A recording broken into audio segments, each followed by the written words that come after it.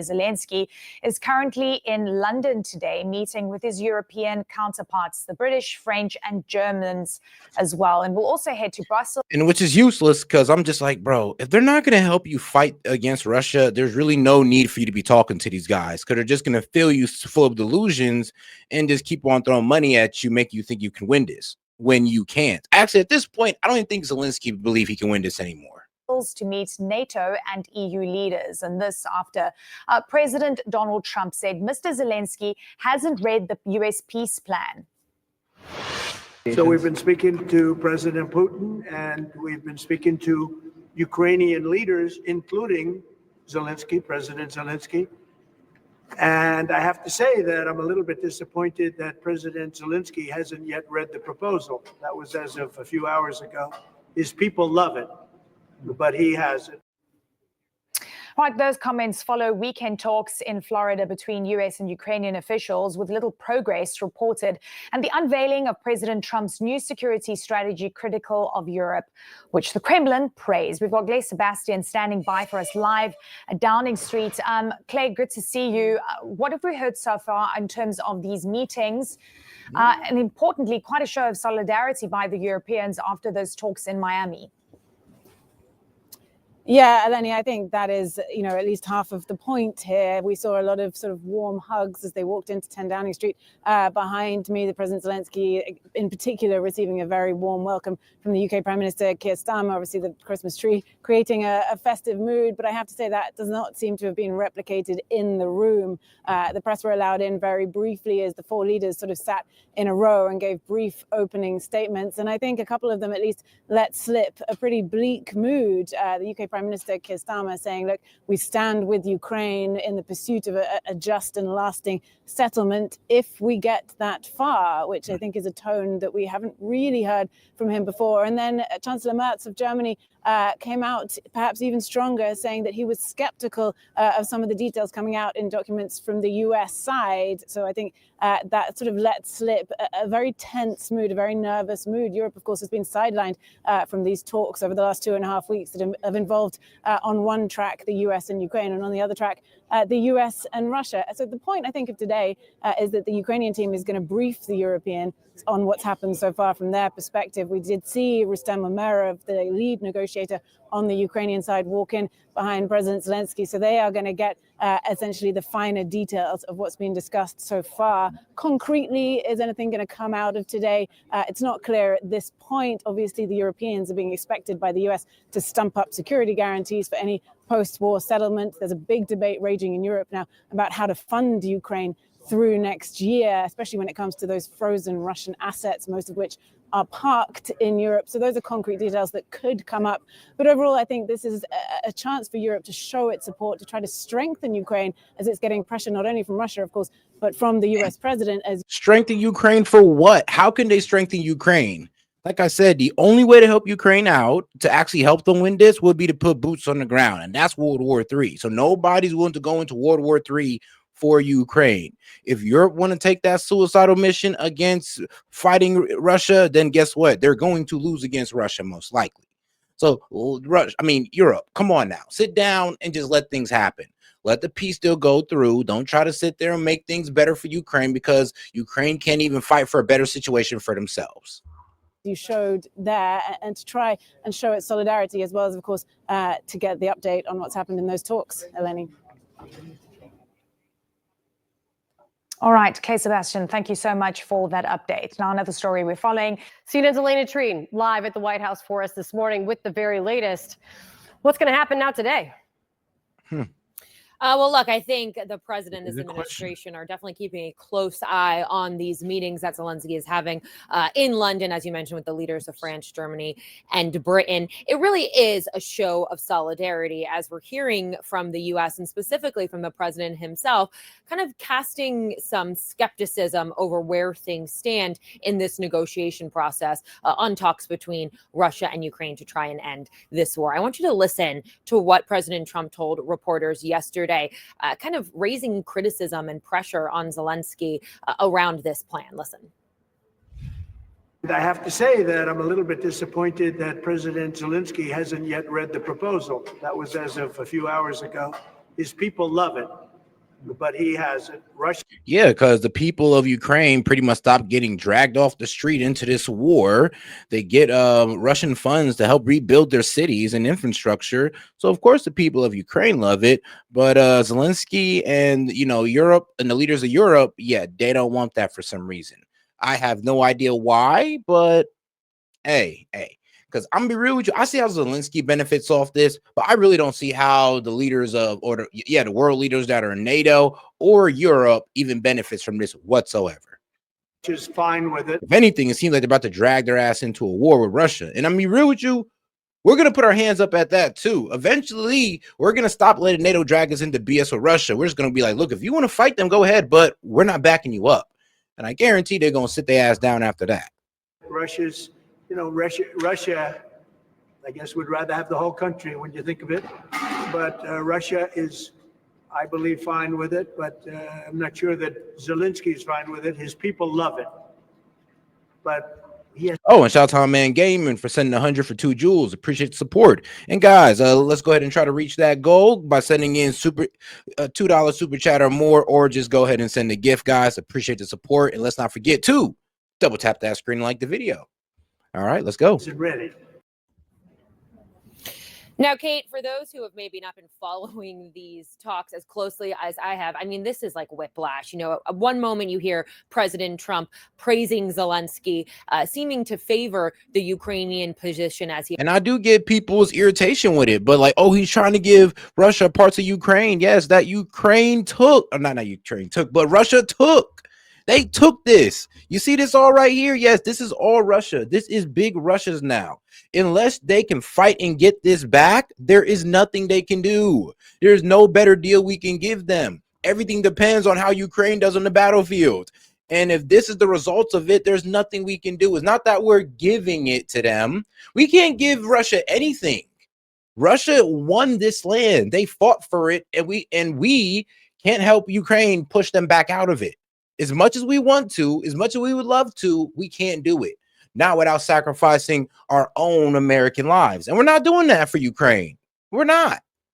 Approaches talks. In another breath, though, he'll discuss Russian President Vladimir Putin more warmly. And this is kind of where we are now. It's a very hot and cold posture that he has been taking. Part of that, from my conversations with White House officials, is the president trying to ramp up pressure on the sides that he believes kind of needs goading into this deal. But all of this comes, I think the important context of this is, of course, where the talks stand now. There were talks in Miami on Thursday between the president's special envoy, Steve Witkoff, as well as his son-in-law, Jared Kushner, meeting with Ukrainian officials. They met for hours, Kate, and really at that moment is when we saw talks really begin to stall. And that's over a number of things, including Ukraine, this idea of Ukraine surrendering key territories in the Donbas region to Russia, this idea of security guarantees, this idea of Ukraine potentially committing to not joining NATO in the future. All of those are the remaining sticking points that we are continuing to watch. That's part of why we're hearing the president kind of weigh in with some criticism now. We'll see where it all leads. Yeah, that was all part of the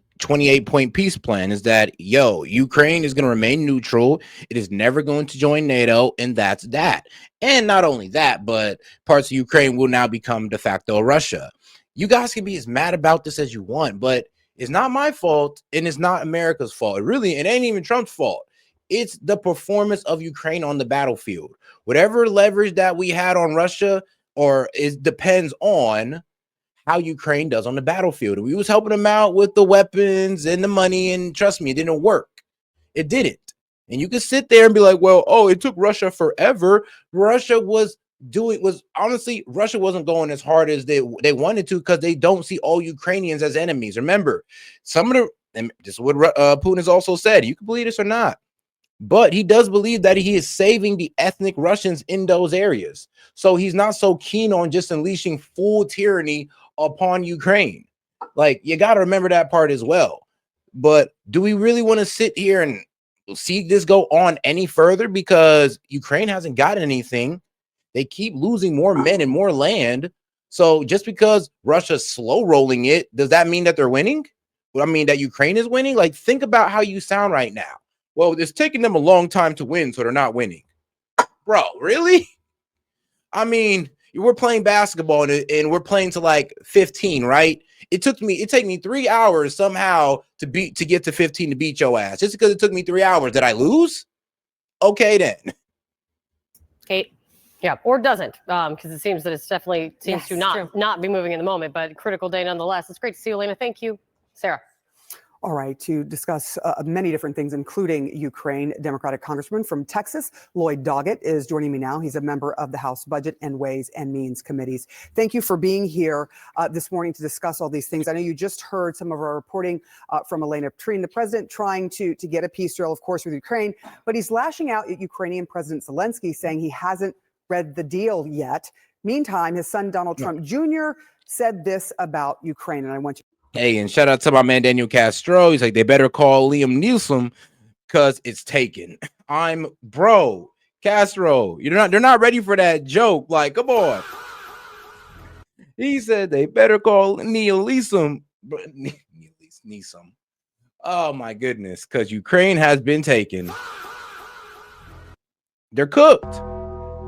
I mean, the more extreme views, like my man Guess Dude said, bro, there is no longer a Ukraine. Oh shit. And where did all this patriotic support for Ukraine come from? From people in America? Like, what the hell is going on? To take a listen. Is your hunch that President Trump is going to walk away? I think he may. What's good about my father and what's unique about my father is you don't know what he's going to do. Let me ask you about that. Is it good that you don't know what he's going to do? And you heard Don Jr. say that he might walk away. What are your thoughts? Well, it's certainly true that you never know what Donald Trump will do next. That's creating great uncertainty for so many American businesses and families struggling with the affordability crisis. But as to Ukraine, President Trump's position has really been pretty constant. Whatever Vladimir Putin wants, he wants to provide to him. And there are new reports. No. The problem is that Vladimir Putin has won this war, so we're trying to end this as amicably as possible for the Ukrainians. Like, that's the problem.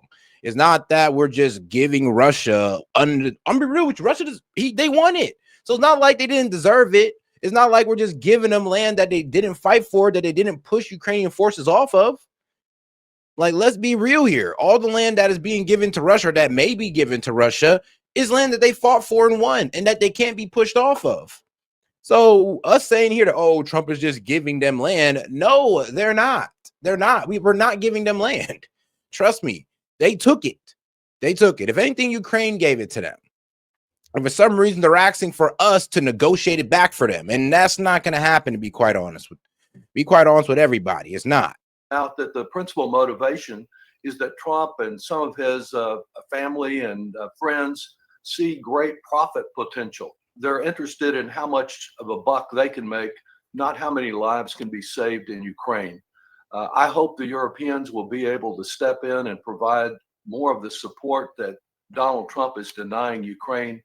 The performance that Trump had earlier in the year with Zelenskyy in the White House is one of the most disgraceful events that I've seen in American history. Because we had to sit there and put that man in his place. We did something that you guys refused to do. Let this man know in front of the world that, yo, you don't have any cards in this war. You're losing any leverage. You're losing leverage day by day fighting Russia. Now, here we are with the peace deal, and everybody's shocked that everything is favored towards Russia.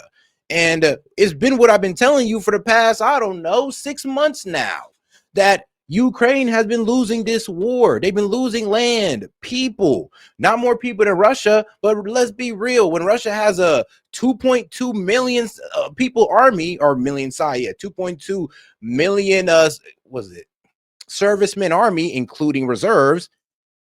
Let's be real. Could Ukraine honestly stand up to that? Of course not. So you guys are honestly, and this is what's even worse, you guys are terrible. Because you're asking for these guys to keep on fighting, and they're going to lose, and they're going to die, and you guys are only supporting this because you're not the one out there on the battlefield. We need to stand by those who are fighting for freedom, those that are losing civilian lives every day from Putin's war crimes, and Trump's approach is absolutely outrageous.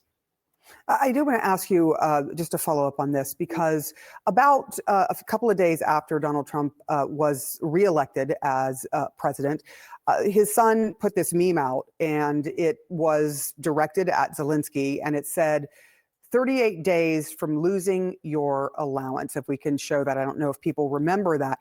Do you actually think that Trump will walk away from helping Ukraine? And if so, do you think there's any chance that Congress? Yes, because we're not going to sit there and send Ukraine missiles, $1 million missiles, to shoot at $40 drones. We're not doing that. Okay, we're not going to put boots on the ground for Ukraine. We're not doing that. Okay. So a lot of these pro-Ukrainian guys, I mean, unless you're about to go in there and enlist in the Ukrainian army, you might want to shut up. All right, you'll be okay. We'll try to intervene. Well, sadly, this Congress is totally a pawn of Donald Trump. They can't seem to stand up to Donald Trump on anything with the possible. It's not about standing up to Donald Trump, bro. It's not. Like, the fact that you're even trying to make this about Trump shows how delusional some of these people are. No, it's not about Donald Trump. It's about the fact that Putin is dominating on the battlefield. Trump can't control that, okay? Exception of the handful that stood up on the Epstein files, and a couple that are questioning this outrageous conduct that he's been involved in and murdering survivors in the Caribbean. With his purported drug war, at the same time he pardons someone who was like, bro, no, like, I love these comments because these always come up when I talk about the Russian-Ukraine war. Are you getting paid, Set? I mean, paid for my viewers, for my viewership and my supporters, yes, but paid from Russia, no. Not 1 ruble, not one. But if Russia would like to start sending rubles, I got you. Convicted of getting drugs into the United States. I think that Donald Trump is determined to help Putin. If he walks away, it won't be much different than what he's done to date, which is to walk away from doing anything to help Ukraine, not sending any American dollars there, simply being willing to provide weapons for Europeans to buy to provide to the Ukrainians. There is valuable intelligence that we provide Ukraine, and his walking away, if it means cutting off intelligence and giving them less ability to protect themselves. That's the problem. I mean, Ukraine can't protect themselves without our intelligence, without our support, our weaponry, without Europe's support either, or without the weaponry that they buy from us, that Europe buys from us to send to Ukraine. So they need too much help just to beat Russia. And we're over here deluding ourselves as if Ukraine could beat Russia, when they need to beg us for missiles that Russia already has. I mean, come on, guys. Let's make this make sense now. These attacks by Putin on civilians, that would be harmful. Congressman Lloyd Doggett, thank you. Appreciate you coming on. Shout out Castro. I just seen that comment. You're funny. Shout out to my man Castro. And shout out to the rest of y'all. Guys, let's make sure we double tap that screen and like the video, because we're going to get into it just a little bit more. Shout out to our guys at Redacted. Putin to NATO, man. Let's go ahead and get into this. Well, NATO is getting ready to preemptively attack Russia. You can't make this up. And it makes sense. NATO and Europe have thrown everything they can at this conflict. And of course, it hasn't worked. Now, their next plan is to preemptively attack Russia. Desperate people do desperate things when they're backed into a corner. And as Moon of Alabama so astutely pointed out in the piece this morning, Politico was the first to report this insane idea. Europe thinks the unthinkable, retaliating against Russia. Yeah, it's unthinkable, right? So quoting now from this piece, Russia's drones and agents are unleashing attacks across NATO countries. Lie. And a lot of that has been already debunked, but doesn't matter, right? Ursula von der Leyen even said that her plane was like kept in the air too long thanks to Russia, like Russia was doing it. Turns out that was also debunked and proven wrong. So there's a lot of like fake stories about how Russia's attacking NATO countries right now. Anyway, NATO countries and Europe is now doing what would have seemed outlandish just a few years ago. Now NATO is planning how to hit back. Ideas range from joint offensive cyber operations against Russia and faster, more coordinated attribution of hybrid attacks, whatever that means, quickly pointing the finger at Moscow to surprise NATO-led military exercises. So these are 2 European government officials and 3 EU diplomats are quoted as saying, thanks to Politico. Financial Times also on this. NATO considers being more aggressive against Russia's hybrid warfare. Quoting now, Italian Admiral Giuseppe Covo Dragoni told the Financial Times that the Western military alliance was looking at stepping up its response to hybrid warfare from Moscow. Some diplomats, especially from Eastern European countries, have urged NATO to stop being merely reactive and now hit back. Okay. And they say a preemptive strike could be considered a defensive action. Bro. So we're going to preemptively attack. That's crazy as hell. That's like punching some god body in the face and for no really reason. They didn't attack you or anything, right? They didn't attack you, not nothing. You just go up there, punch them in the face and say, sorry, bro, I was taking defensive action. Like, bro, what? Like, Russia has not attacked not one country in Europe, not one country in NATO, but y'all gonna hit them and say, oh, we're taking defensive action. Like, bro, what? Y'all can't be serious, bro. Come on now. You would think the American people gonna buy that? You stupid. Like, come on now. You stupid. Russia, but we're going to call it defensive because Russia is going to attack us, even though there's no evidence at all that Russia has any intention of planning to hit other NATO countries. This provocation. And when you can imagine, of course, the Russians are taking this very seriously. They know exactly what they're up to. Putin responded by saying this: we will go from being a special military operation to full-blown war overnight. Watch. I've said that 100 times. We have no plans of fighting against Europe. But if Europe wants to fight and if they start this fight, then we are ready right now. There is no doubt about this. But the only question is, if Europe starts the war, unleashes this war, because that's not Ukraine. With Ukraine, we use some surgical means. We are trying to be really careful. Because from the mouth of Putin himself, he says, bro, they're not, that's wild to say. He pretty much say, look, y'all ain't Ukraine, bro. We handle Ukraine very carefully because of the ethnic Russians in there. We are not going to treat you like, bro, Putin's pretty much telling you, we're not going to treat you like Ukraine. We're going to recklessly bomb the shit out of you. And if you think Ukraine was bad, then wait till what they do to you. And this is basically me blackifying what Putin has said. He's pretty much saying, look, you think we did Ukraine bad? F around and find out. We can do you guys 10 times worse. And that is something I do not like to hear. I'm gonna be honest with you. That exactly what went off in my head. And I'm just thinking like, ooh, this could be a terrible moment. But Europe, I mean, do you really want to find out? See, as you can see, the more you fuck around, the more you're going to find out. Every time. Ukraine. With Ukraine, we use some surgical means. We are trying to be really careful. Because you understand why. This is not a war in the direct sense of the word. And Europe, all of a sudden, wants to start a war. And if it does start a war, then very rapidly there might be a situation where we have no one to negotiate with. Damn. Because there won't be anyone left, because this will be a World War III. Literally. So did you hear his point? I mean, what we've been doing against Ukraine has been like small and like surgical, special military operation. So Europe wants to actually go into a full-blown war with Russia? Absolutely madness. So you guys have heard of the bearskin hoodie, right? It's literally insane to even think they would try right that. Now with the removable patches on the side. This thing is built like I mean, it's insane. It's like you guys were literally are trying to line up for war with Russia. And Putin just pretty much admitted why he's taking so long to dominate Ukraine, because dominating Ukraine was never the objective. It was always to secure that region of Ukraine, to have the ethnic speaking, to have the, well, Russian people or the ethnically Russian people. So when you guys sit there and talk about, well, it took him forever. Yeah, he slow rolled it on purpose. His plans wasn't to pretty much vaporize Ukraine or to dominate them. It was honestly one to make sure they're not in NATO and to make sure that the Russian